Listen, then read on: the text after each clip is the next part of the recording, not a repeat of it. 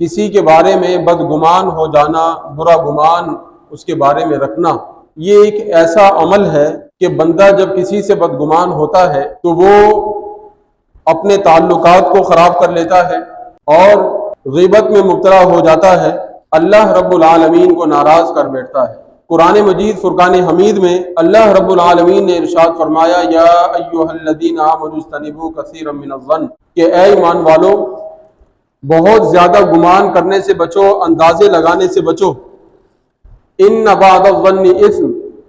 کیونکہ بہت سے گمان ایسے بھی ہیں جو گناہ ہے، ان کا نتیجہ گناہ نکلتا ہے۔ اب معلوم ہوا کہ بندہ مومن کے لیے لازم ہے، ضروری ہے کہ وہ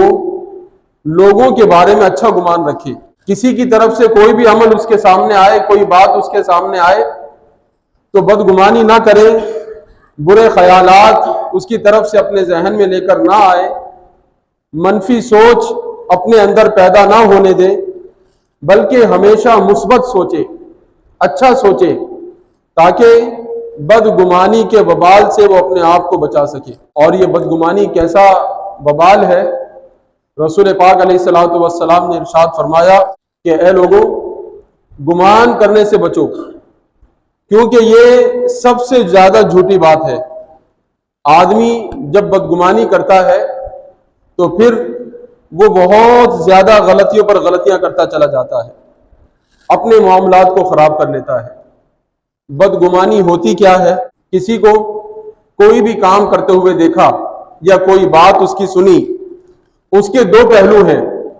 اس بات کا اچھا پہلو بھی نکلتا ہے، برا پہلو بھی نکلتا ہے۔ ہم نے اچھے پہلو کو چھوڑ دیا، غلط پہلو کو ہم نے پکڑ لیا تو یہ بدگمانی ہے۔ اگر اس کا اچھا پہلو ہم نے لے لیا، ہم نے یہ سمجھا کہ یہ کہنا چاہ رہا ہے، اچھی بات کہنا چاہ رہا ہے،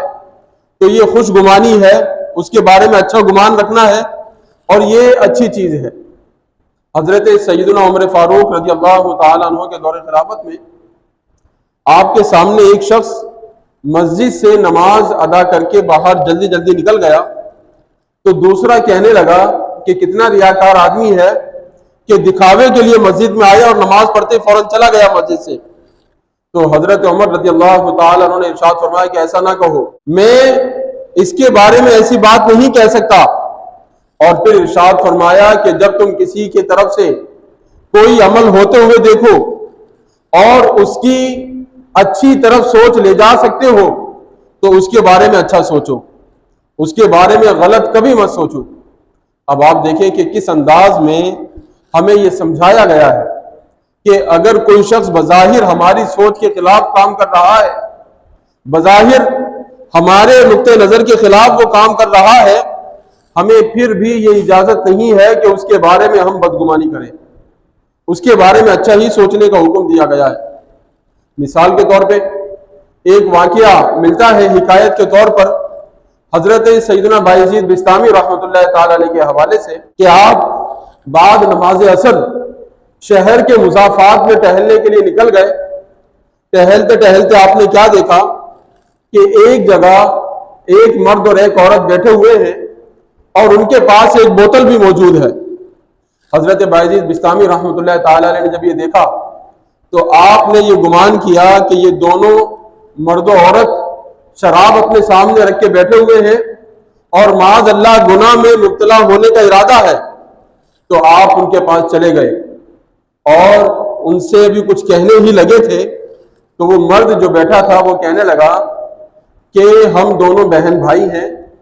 اور مسافر ہیں، ہمارا روزہ ہے، ابھی مغرب کا وقت ہونے والا ہے، ہم روزے کے انتظار میں بیٹھے ہیں اور یہ بوتل کے اندر جو ہمارے سامنے رکھا ہے یہ آب زمزم ہے، یہ روزہ کھولنے کے لیے ہم نے رکھا ہے۔ حضرت بایزید بستامی رحمۃ اللہ تعالی علیہ نے جب یہ سنا تو آپ اپنی سوچ پر بہت زیادہ شرمندہ ہوئے اور آپ نے ان سے معذرت کی اور پھر انہیں اپنے گھر لے جا کر ان کے لیے افطاری کا انتظام آپ نے کیا۔ تو آپ ذرا غور کریں کہ بندہ کس انداز میں بدگمانی کر سکتا ہے، کس طریقے سے دوسروں کے بارے میں برے خیالات ذہن میں آ سکتے ہیں۔ اس چیز سے بچنا ہمارے لیے لازم اور ضروری ہے۔ حضرت امام شافعی رحمۃ اللہ تعالی علیہ اس بارے میں ارشاد فرماتے ہیں کہ اگر کوئی شخص کوئی بات کہے اور اس بات میں 70 پہلو ایسے نکلتے ہیں کہ جو منفی جاتے ہیں، یعنی جن سے یہ اندازہ ہوتا ہے کہ یہ بات غلط ہے۔ فرماتے ہیں کہ 70 پہلو نکلتے ہیں غلط اور 71واں پہلو صحیح نکلتا ہے، تو فرمایا 70 پہلو کو چھوڑ کر اس 71ویں پہلو کو قبول کیا جائے گا۔ یہ ہمیں سوچ دی ہے دین اسلام نے کہ کسی کے بھی بارے میں برا نہیں سوچا جا سکتا۔ آج ہم غور کریں، ہمارے اختلافات یہ اسی وجہ سے ہے کہ ہم لوگوں کے بارے میں بدگمانی کر لیتے ہیں، ہم لوگوں کے بارے میں برا سوچنا شروع کر دیتے ہیں، حالانکہ شریعت مطہرہ نے ہمیں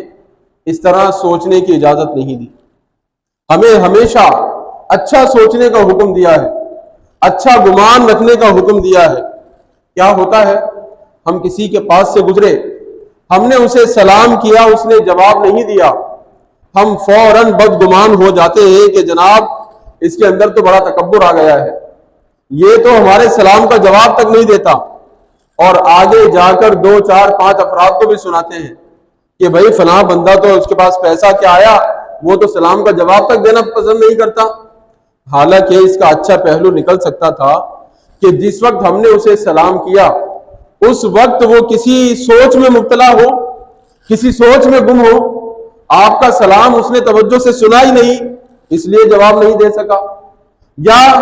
اس کے کانوں میں آپ کی آواز نہیں پہنچی اس لیے جواب نہیں دے سکا۔ بہت سارے اچھے پہلو نکل سکتے تھے، لیکن بندہ اس کا غلط پہلو نکالتا ہے کہ جناب میں نے اس کو سلام کیا، اس نے مجھے سلام کا جواب نہیں دیا۔ اسی طرح اور بہت ساری جگہ ہم دیکھیں کہ کوئی شخص پیسے والا آدمی ہے، کروڑ پتی آدمی ہے، مسجد میں وہ آتا ہے، اب ہم دیکھتے ہیں کہ وہ مسجد کے چندے میں 100 روپے یا 500 روپے ڈال دیتا ہے،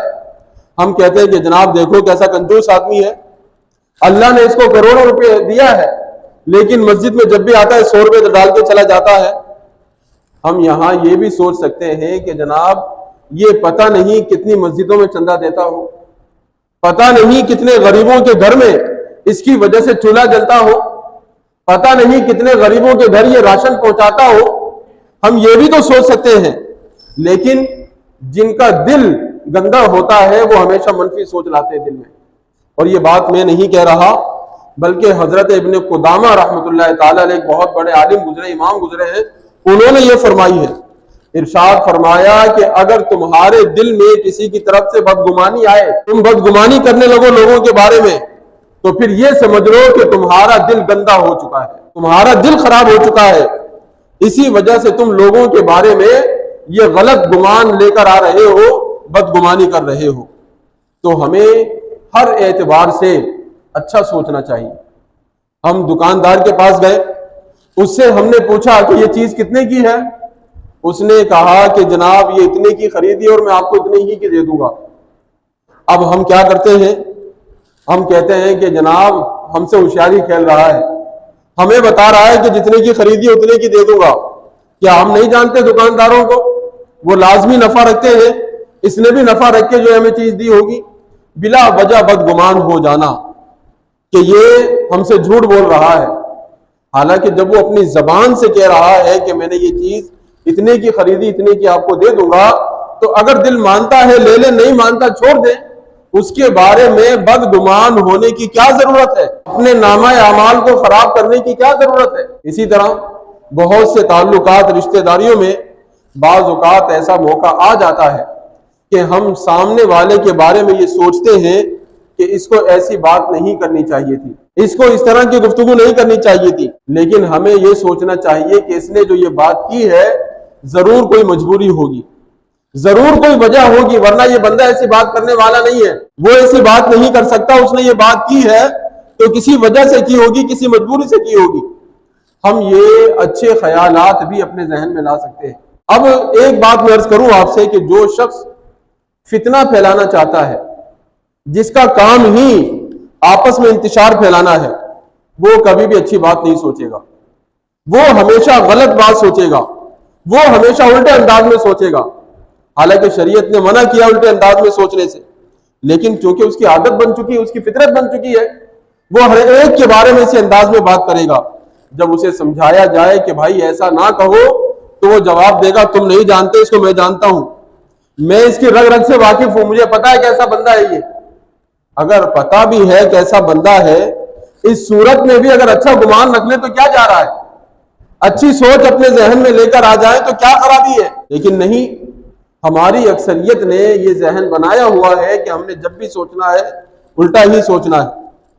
جب بھی بات کرنی ہے ہم نے الٹی ہی کرنی ہے۔ تو پھر سمجھ لیجئے کہ یہ ایک صحیح الاسلام مسلمان کو یہ طریقہ، یہ عمل بالکل زیب نہیں دیتا، یہ اس کے شایان شان نہیں ہے۔ حضرت عمر بن عبدالعزیز رحمت اللہ تعالی علیہ ارشاد فرماتے ہیں کہ لوگوں میں سب سے زیادہ عقل مند انسان وہ ہے جو لوگوں کے سب سے زیادہ عذر قبول کرنے والا ہے۔ کوئی اگر اپنی مجبوری بتا دے قبول کر لیتا، ٹھیک ہے آپ نے صحیح کہا، وہ آگے اس کو دلائل نہ دینا شروع کر دے کہ نہیں تم غلط بیانی کر رہے ہو، تم ایسا کر رہے ہو، تم ویسا کر رہے ہو۔ اگر کوئی شخص ہمارے پاس آ کر کوئی بات کہتا ہے تو ہمارا یہ فرض بنتا ہے کہ ہم وہاں خاموشی اختیار کر لیں۔ البتہ اگر کوئی عدالت کا معاملہ ہے، کوئی جرم ہے، اس کا معاملہ الگ ہے، اس میں تحقیقات وہ اپنی جگہ ہیں۔ یہ میں عام معاشرتی زندگی کی بات کر رہا ہوں کہ عام معاشرتی زندگی میں ہمیں ایک دوسرے کی بات کو قبول کرنا چاہیے، ایک دوسرے کے عذر کو قبول کرنا چاہیے۔ ہمیں وہاں یہ نہیں سوچنا چاہیے کہ سامنے والا میرے بارے میں غلط سوچتا ہے، سامنے والا میرے بارے میں غلط بولتا ہے، یہ میرا نقصان چاہتا ہے، یہ کبھی میرا بھلا نہیں چاہتا۔ کبھی اس طرح کی بات نہیں سوچنی چاہیے۔ مثال کے طور پہ ہم نے کسی سے ادھار مانگے، ہمیں 2000 روپے 5000 روپے ادھار دے دے، اس نے منع کر دیا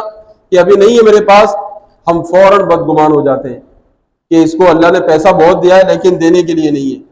یہ بدگمانی آپ کے ہی نامہ اعمال کو خراب کرے گی۔ جس نے آپ کو 2000 5000 نہیں دیے اس کا کچھ نہیں بگڑا، اس کے نامہ اعمال میں ذرا سا بھی گناہ نہیں لکھا گیا، لیکن اس کے نہ دینے کی وجہ سے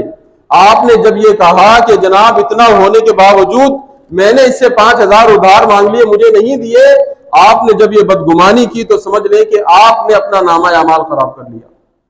آپ کا نامہ اعمال خراب ہو گیا۔ تو اس لیے ہمیں اپنے رشتہ داروں میں، اپنے دوست احباب میں، جہاں بھی ہم یہ سوچا کریں جو اچھا پہلو نکل سکتا ہے وہ اچھا پہلو نکالیں۔ جیسا کہ میں نے آپ کو بتایا، حضرت امام شافعی رحمۃ اللہ تعالی علیہ فرماتے ہیں کہ اگر 70 پہلو نکلتے ہیں غلط اور 71واں پہلو صحیح نکلتا ہے تو اس 71ویں پہلو کو قبول کیا جائے کہ نہیں اس کی مراد یہی ہوگی، یہ یہی کہنا چاہتا ہے۔ اسی طرح امام ابن سیرین رحمۃ اللہ تعالی علیہ ارشاد فرماتے ہیں کہ جب تمہارے پاس کسی کی کوئی بری بات پہنچے کہ اس نے، مثال کے طور پہ میں مثال دے رہا ہوں، اس نے تمہیں گالی دی، تم تک یہ پہنچا کہ اس نے گالی دی، تو امام ابن سیرین فرماتے ہیں کہ اس میں عذر تلاش کرو، یہ دیکھو کہ کیا وجہ ہو سکتی ہے گالی دینے کی۔ مثال کے طور پہ یہ سوچو کہ ہو سکتا ہے اس وقت اس کا بلڈ پریشر ہائی ہو، وہ غصے کی حالت میں تھا، اس کو اپنے جذبات پر کنٹرول نہیں رہا، وہ دے گیا، یہاں اچھا پہلو نکالا جائے۔ یہ سوچو ہو سکتا ہے اسے کوئی نقصان پہنچا ہے، اس نقصان کے صدمے کی وجہ سے اس نے گالی دی ہے۔ یہ سوچ لو ہو سکتا ہے میری طرف سے کسی نے اسے بدگمان کر دیا، اس بدگمانی کی وجہ سے اس نے مجھے گالی دی ہے۔ امام ابن سیرین فرماتے ہیں کہ اگر کسی کی طرف سے غلط بات پہنچے تو اس میں اچھائی کے پہلو تلاش کرو، اور کہاں تک تلاش کرنا ہے فرمایا کرتے رہو کرتے رہو۔ اگر تمام کوشش کے باوجود کوئی بھی اچھا پہلو سامنے نہ آئے کہ اس نے یہ گالی کیوں دی ہے، کوئی بھی آپ کے سامنے ایسی صورت نہ آئے تو پھر بھی یہ نہیں فرمایا کہ پھر اس کے بارے میں کہہ دو کہ ہاں اس نے غلط کیا ہے۔ ارشاد فرمایا کہ پھر اتنا کہہ دو کہ میں وہاں تک نہیں پہنچ رہا، ہو سکتا ہے اس کی کوئی مجبوری ہو، اس نے کسی مجبوری میں یہ بات کی ہو۔ تو یہ ہے شریعت مطہرہ کی تعلیم لوگوں کے بارے میں گمان رکھنے کے حوالے سے۔ اچھا گمان ہم رکھیں، جب ہم اچھا گمان رکھیں گے تو اس کا فائدہ کیا ہوگا؟ اس کا فائدہ یہ ہوگا کہ ہمارے تعلقات مضبوط ہوں گے۔ مثال کے طور پہ ہم سے کسی نے کہا کہ یار تمہارا بڑا بھائی تو تمہاری برائی کر رہا تھا مجھ سے۔ اب اس کے دو جواب ہیں، ایک جواب یہ کہ اچھا ارے بڑا بھائی یہ کوئی بات نہیں یار، کہتے رہتے ہیں، بات ختم۔ اور دوسرا یہ کہ اچھا میری برائی کر رہا تھا، ٹھیک ہے میں جا کر اس کو دیکھتا ہوں۔ اب آپ اس کے بارے میں بدگمان ہو گئے، جب آپ بدگمان ہوئے تو بھائیوں میں اختلاف پیدا ہو گیا۔ اچھا گمان رکھیں گے کہ نہیں میرا بڑا بھائی ہے، میرا بہت خیال کیا ہے اس نے، اگر ان سے کسی بات پر کوئی میری برائی کر دی ہوگی تو اس کی کوئی وجہ ہوگی، کوئی مسئلہ نہیں ہے، کرنے دو، تو بات ختم۔ تعلقات بحال رہیں گے، برقرار رہیں گے، اچھا گمان کریں گے، تعلقات خراب نہیں ہوں گے کبھی بھی۔ والد صاحب کے بارے میں لوگ کہہ دیتے ہیں کہ بھائی آپ کے والد صاحب آئے تھے میرے پاس یار، وہ تو بڑے ناراض تھے آپ سے۔ بھائی والد ہیں، ناراض ہو سکتے ہیں، ان کا حق ہے ناراض ہونے کا، کیا ہوا؟ اگر یہ سوچیں گے تو کوئی بات ہی نہیں ہے، بات ختم۔ اور اگر جناب اس بات کو ذہن میں رکھ لیا کہ میرا باپ تو مجھ سے محبت ہی نہیں کرتا، دوسرے بچوں کا خیال کرتا ہے، دوسرے بھائیوں سے محبت ہے، میری کوئی فکر ہی نہیں ہے، بدگمانی جب آ گئی تو اب باپ بیٹے کے رشتے میں دراڑیں پڑتی چلی جائیں گی اور معاملہ خراب ہوتا چلا جائے گا۔ تو جو شخص خوش گمان ہوتا ہے، اچھا گمان رکھنے والا ہوتا ہے، اس کے تعلقات بڑے اچھے ہوتے ہیں، اپنے گھر میں بھی، اپنے دوستوں کے ساتھ بھی، رشتہ داروں کے ساتھ بھی، ہر جگہ اس کے تعلقات آپ دیکھیں گے بہترین نظر آئیں گے۔ کیوں؟ کہ وہ ہر موقع پر اچھا سوچنے والا ہوگا، بہتر سوچنے والا ہوگا۔ جب بھی اس کے سامنے بات آئے گی وہ اس کا کوئی مثبت پہلو بیان کرے گا، نہیں یہ وجہ نہیں، یہ وجہ ہو سکتی ہے، یہ اچھی وجہ ہو سکتی ہے، اور پھر اس وجہ سے تعلقات برقرار رہتے ہیں۔ دوسرا فائدہ یہ ہوتا ہے اچھا گمان رکھنے والے کو کہ وہ غیبت سے بچ جاتا ہے، غیبت نہیں کرتا۔ مثال کے طور پہ اس نے کسی کو کہا کہ جناب مسجد میں چندہ دینے کی ضرورت ہے، آپ ذرا مسجد میں تعاون کریں، مدرسے میں تعاون کریں۔ اس نے اس وقت نکال کر جیب سے 500 روپے 1000 روپے ڈال دیے۔ اب ہم کہیں کہ جناب یہ بندہ تو 10,000 دے سکتا تھا، 20,000 دے سکتا تھا، اس کو کیا پیسے کی کمی ہے؟ اب ہم نے اگر یہ بات کسی سے کر دی تو یہ غیبت ہے، غیبت ہمارے نامہ اعمال میں لکھا گیا۔ لیکن اگر ہم خوش گمان ہیں، ہم یہ سوچیں کہ نہیں یار یہ پیسے والا آدمی ہے، جیسا ہم اس کے پاس جا رہے ہیں ویسے سینکڑوں لوگ ان کے پاس آتے ہوں گے، اور لازمی سی بات ہے کہ ہر ایک کو دینا ہے، ہر ایک کا خیال کرنا ہے۔ اگر یہ روزانہ 500 روپے کر کے بھی کئی افراد کو دے دے تو کئی ہزار روپیہ روزانہ ان کا چلا جائے گا۔ یہ اچھا گمان ہم رکھ سکتے ہیں۔ اگر اچھا گمان رکھیں گے غیبت سے بچ جائیں گے، برائی کرنے سے بچ جائیں گے، اور غیبت کا گناہ ہمارے نامہ اعمال میں نہیں لکھا جائے گا۔ تو اس لیے ہمیں یہ سوچنا چاہیے کہ ہمیشہ اچھا گمان رکھیں، اور اگر غلط گمان رکھیں گے، برا گمان رکھیں گے تو پھر ہمارا نامہ اعمال خراب ہوتا چلا جائے گا۔ اور پھر افسوس کی بات یہ ہوتی ہے کہ جب کوئی شخص اپنی بدگمانی کا اظہار کر رہا ہوتا ہے ہمارے سامنے، ہم اسے سمجھاتے ہیں کہ نہیں یار ایسی بات نہیں ہے، ایسا مسئلہ نہیں ہے، اس بندے نے جان بوجھ کر ایسا نہیں کیا ہوگا، تو پھر وہ آگے سے کہتے کہ نہیں آپ نہیں جانتے، یعنی وہ اپنے تجربات کا اظہار کر رہے ہوتے ہیں، اپنی مہارت کا اظہار کر رہے ہوتے ہیں کہ آپ کو نہیں معلوم، آپ نہیں جانتے ایسے لوگوں کو، میں ایسے لوگوں کو بڑی اچھی طرح جانتا ہوں، مجھے پتہ ہی ایسے ہی کرتے ہیں۔ تو اس طرح مزید گناہ پر گناہ کے شکار ہوتے چلے جاتے ہیں۔ مطلب کیا؟ قرآن مجید میں اللہ نے فرمایا وَإِذَا قِيلَ لَهُ اتَّقِ اللَّهَ أَخَذَتْهُ الْعِزَّةُ بِالْإِثْمِ فَحَسْبُهُ جَهَنَّمُ، کہ جب اس سے کہا جائے کہ اللہ سے ڈرو تو پھر اسے جو ہے وہ اس کی عزت وہ پکڑ لیتی ہے، یعنی وہ اکڑ جاتا ہے، غرور میں آ جاتا ہے، اور فرمایا ایسے لوگوں کے لیے پھر جہنم ہے۔ جب سمجھایا جائے تو الٹا وہ اس کا پھر اپنے مطلب اور مفہوم بیان کرنا شروع کر دیتا ہے۔ تو یہ طریقہ، یہ روش بالکل بھی درست نہیں ہے۔ قرآن مجید کی آیت میں نے آپ کے سامنے بیان کر دی کہ اللہ رب العالمین نے یہ بتا دیا اجتنبوا کثیرا من الظن، بدگمانیوں سے بچو، ان سے جس قدر ہو سکے دور رہو، کیونکہ یہ بدگمانیاں انسان کا سکون برباد کر دیتی ہیں۔ آپ دیکھ لیں جو شخص آپ کے سامنے شکوے کرنے والا ہوگا، آپ اس کے پاس جا کر بیٹھے، وہ اپنے بھائی کا شکوہ کرے گا، اپنی بہن کا شکوہ کرے گا، اپنے دوستوں کا شکوہ کرے گا، اپنے داد کے نانکے کا شکوہ کرے گا، وہ کبھی سکون میں نہیں رہے گا۔ وہ اتنا بدگمان ہو چکا ہے کہ اس نے اپنا سکون بھی برباد کر دیا، اور لوگوں کے سامنے شکوے کر کر کے لوگوں کو بھی اس نے پریشان کر دیا۔ تو بدگمان آدمی نہ خود سکون سے رہتا ہے، نہ لوگوں کو سکون سے رہنے دیتا ہے۔ اور جو خوش گمان ہوتا ہے، جو اچھا گمان رکھنے والا ہوتا ہے، وہ اس کو آپ دیکھیں گے ہمیشہ مسکراتا رہے گا، وہ بالکل خوش رہے گا، اس کے چہرے پر کوئی پریشانی نہیں آئے گی، وہ ہمیشہ اچھے انداز میں زندگی گزارے گا۔ اور جو لوگ اس کے ساتھ تعلق رکھیں گے وہ سب کے سب اس سے بڑے خوش ہوں گے، اس کے پاس وہ بیٹھنا چاہیں گے، اس کے پاس وہ آنا چاہیں گے کہ یار اس کے پاس جاتے ہیں بڑی اچھی باتیں ہوتی ہیں، بڑا دل خوش ہوتا ہے۔ تو اس لیے ہمیں چاہیے کبھی بھی کہیں بھی کوئی بھی بات ہو ہمیشہ اس کا اچھا پہلو نکالیں۔